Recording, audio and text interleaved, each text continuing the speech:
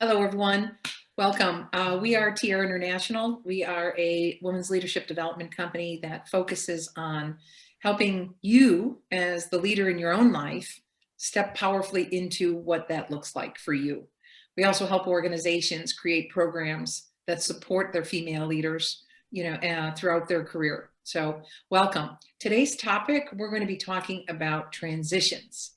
But it's a great time. This happens to be, early in the year. We're just experiencing a new year for us. But dealing with transition can happen in all aspects of our life. So just even flipping the calendar from one year to the next can be a transition.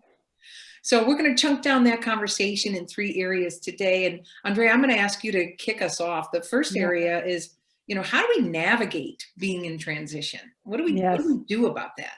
Yeah, first of all, when I look at my own transition experiences, I always feel resistance, whether I go from high speed to low speed and rest or back to business. I always feel my own resistance. And how I have learned to navigate that is I just have to accept that it's so. And how I navigate that is surrendering to the resistance. It cost me maybe 2 days, especially when I transition into a vacation, to be aware of the resistance and then surrender to the resistance. And I know that at a certain moment, I'm just in this new space. That comes from my experience. Yeah. Francisca, anything to add there in terms of navigating, just recognizing the resistance is occurring? Yeah.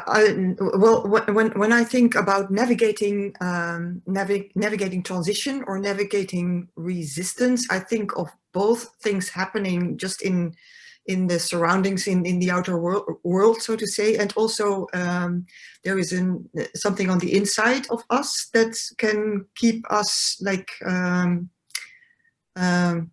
a resistant mode.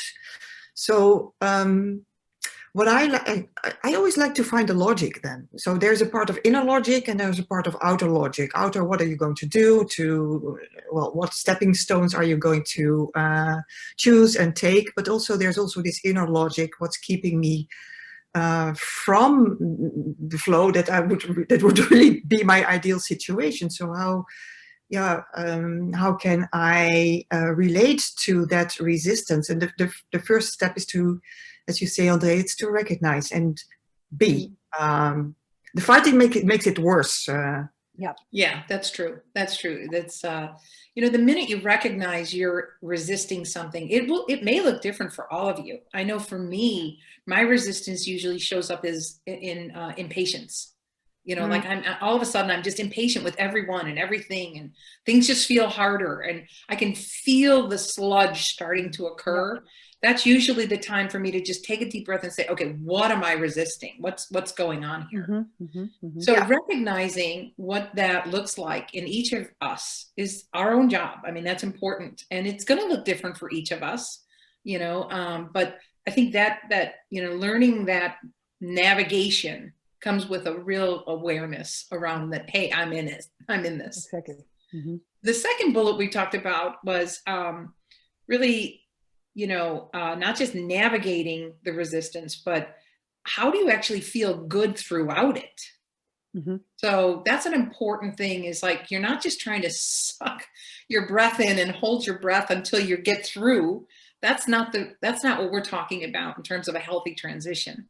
So let's talk about that for a little bit. What are some of the things, and Francisca, you alluded to this a little bit earlier, is like recognizing where you're at and where you want to go to, is one key thing in there. But what other tips would you guys throw out for, that being okay in the space? Yeah, the tip I have for myself, actually, that I would like to share with everyone is mind your self-talk. That's what I'm telling myself. Mind my self-talk. What am I telling myself here? And for one example is when I'm coming out of vacation, going into work again. And instead of going back to work, I just start again. And so the starting again is much more appealing to me than going back to work. So that's an example of how can you talk to yourself. Yeah. Nothing in the situation has changed. It's just the way that I talk to myself. Yeah, that's subtle, but very profound if you think about it. You Yes. know, I'm not going back to work. I'm just going to work. Yep. Any Yeah. other comments, Okay. Andrea, on that one? Yeah, it is also in the realm of self-talk, coming from an experience that I always make it through. I always am in the new field that feels comfortable, that is beyond the discomfort. So if I'm in the uncomfortable, which is resistance, I know that if I don't resist too much, surrender, I will get comfortable. I wake up I wake up at a certain moment and I think, oh, this is okay. And I can trust that. And if I know that when I'm in it, I relax into it. Good. I think the only thing I would add here is that where I put my focus is really important on how to feel good through the transition. If I'm putting it on what I'm giving up, which is what you've alerted to in some of the self-speak, but if my focus is on the past and not where I'm going to, that actually is a dredge. So making sure I'm putting my focus and my awareness where I intend to go. And I think that's a great lead into our third bullet today. And that's, Francisca, I think you worded it, correctly when you said it's, between consciously and unconsciously choosing the transition.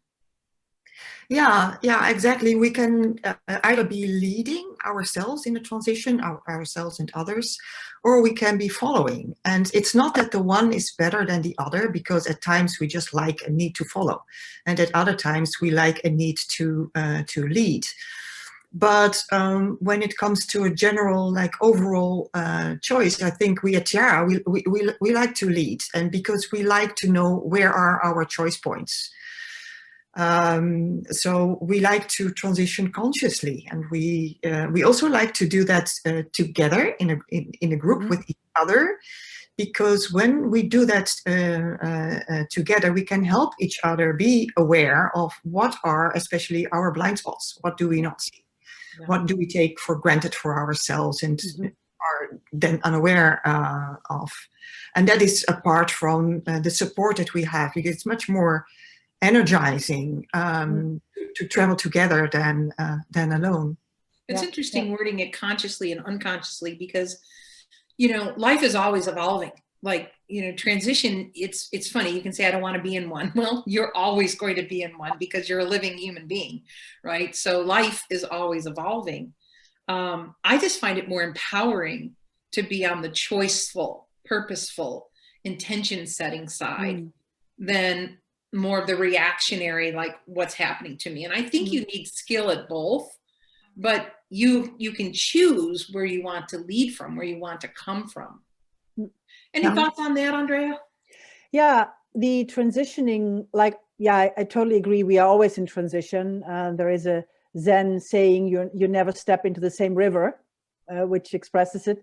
However, there are really transitions that are more profound, whether it's you move to a different house or a different country or a different job, or even someone dies that is close to you. These are huge transitions, life events, and I think that we always need to realize that with a transition, there's something that we leave behind and something that we move towards that can feel like an opportunity.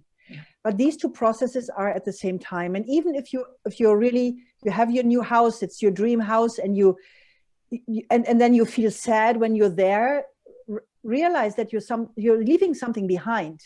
Even if it's something that you really, really wanted, these two processes are occurring at the same time. Yeah. Well, thank you for joining us today. We hit this topic about transition in really giving you three key things. One is recognize that you may be feeling the resistance. That's a good clue that there's a transition occurring. So recognize you're in one. Put your focus on where you intended to go is part of that as well. And then the third is choose consciously or unconsciously moving through your transition. So thanks for joining us today. If you found this helpful, please do let us know on Facebook or on our YouTube channel. You'll find many other conversations and topics like this. So we hope to see you again. And for those women out there, please feel free to join the Tiara Resource Circle. We have plenty of elements for you to participate and get topics like this on a regular basis. That's tiararesourcecircle.com. Thank you. Good. Thank you.